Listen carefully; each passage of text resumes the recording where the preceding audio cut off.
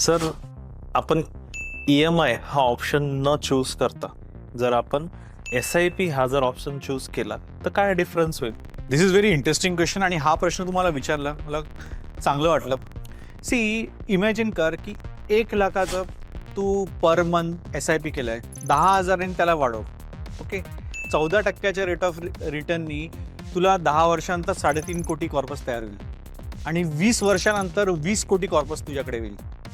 नाव just imagine कर की तू 2 कोटीचं घर घेतलं आहे आणि त्याच्यासाठी हा 1,00,000चा EMI तू प्रत्येक वर्षी भरत गेलाय 20 वर्षासाठी आणि आफ्टर 20 इयर्स ते घर तुझं 2 कोटीचं तुझं झालं आहे. आता ते 2 कोटीच्या घराची व्हॅल्यू तू बघ 20 कोटी होत आहे का? 2 कोटी 4 कोटी येईल, मॅक्सिमम 8 कोटी येईल. त्याच्यावरती डिफरन्स तुला समजतोय? म्हणून 1,00,000ची SIP ही नेहमीच चांगली.